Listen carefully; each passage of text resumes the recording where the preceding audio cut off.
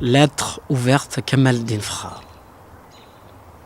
Cher vieux frère, cher Kamaldeen,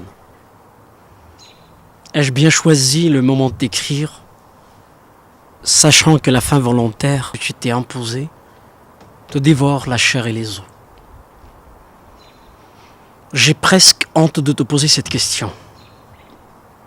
Je me sens ridicule, moi qui vis dans le calme en Amérique du Nord, à 7000 km du trou où les ennemis de la liberté t'ont jeté. Je ne saurais t'écrire une lettre juste. Je te prie de me pardonner si des maladresses s'y sont glissées. Je ne trouve pas le temps adéquat. Quelque chose en moi refuse de livrer mes émotions. Une boule de chagrin me noue l'estomac. J'hésite entre les larmes et la colère. Non, je ne veux pas céder à la tristesse. Je veux t'écrire avec ma raison la plus éveillée, la plus chevillée au front, loin du lyrisme qui folklorise notre peuple.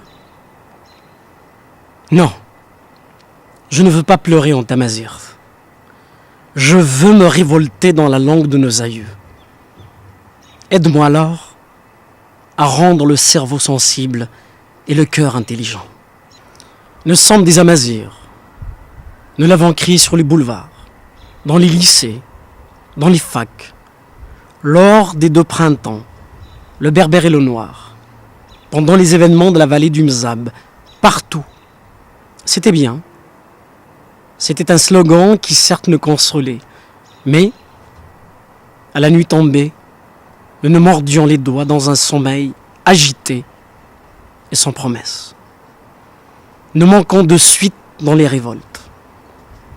Nous sommes piégés par nos propres cris. La liberté dans les mots n'est pas forcément la liberté dans les actes. C'est l'amour du verbe qui nous a paradoxalement sauvés et piétinés.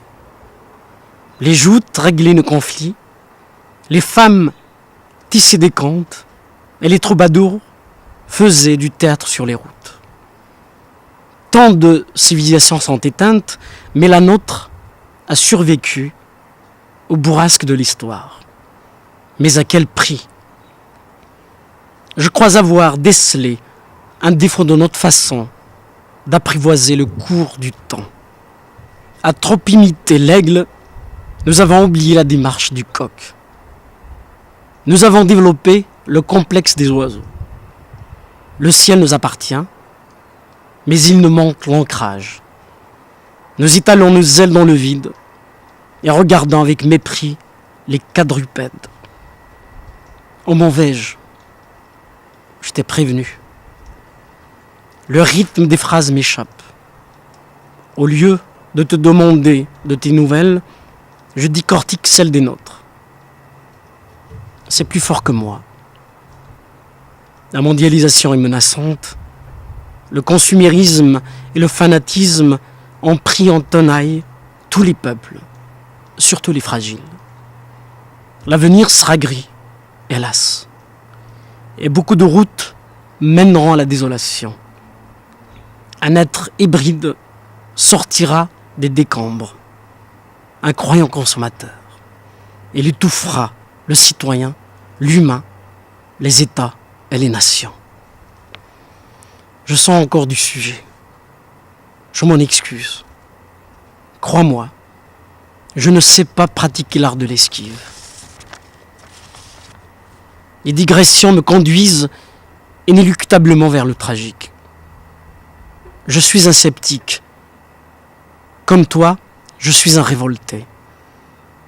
Nous avons appris à dire non aux tyrans, aux soumis, au bruit de la gâchette et des bottes, à ceux qui veulent effacer l'empreinte de nos ancêtres de la terre d'Afrique. Afrique ou Tafarka, lopin de terre, une appellation d'origine amazigh que le commun des chercheurs ignore encore. J'aurais aimé discuter avec toi d'histoire, de Tinhinan, des Iznatan, de la reine Dihya, de Fatma Soumer, de Lounas Matoub, de batailles et de chevaux, de rois et de fous, de mirages et de caravanes, de l'architecture, des filles en braise et sable, de ta foi qui épouse la nature, de flûtes et de diadèmes, de commerce et de tissus. J'aurais aimé comparer le kabyle au mozabite, jouer avec les syllabes, mélanger nos dictants et nos fables, nos jeux et nos transes, nos peines et nos noces, nos espoirs et nos défaites. J'aurais tenté avec toi, au détour d'un verre de thé et d'un poème, recoller les morceaux, chercher nos failles identitaires, interroger nos dieux et tracer ensemble l'avenir comme un vol d'hirondelles dans un ciel radieux. Comme tu m'es familier, cher Kamaldeen. Je ne connais pourtant que ton visage, rencontré par hasard sur la toile, avec ton chèche. Modeste et fier, tu poses devant le drapeau berbère. D'autres photos de toi me sont parvenues par la suite, cette fois-ci grave, allongée et affaiblie, des pansements sur la tête, des tubes, une poche de sérum. Tu fais une grève de la faim. Tu dénonces les autorités qui s'acharnent contre toi.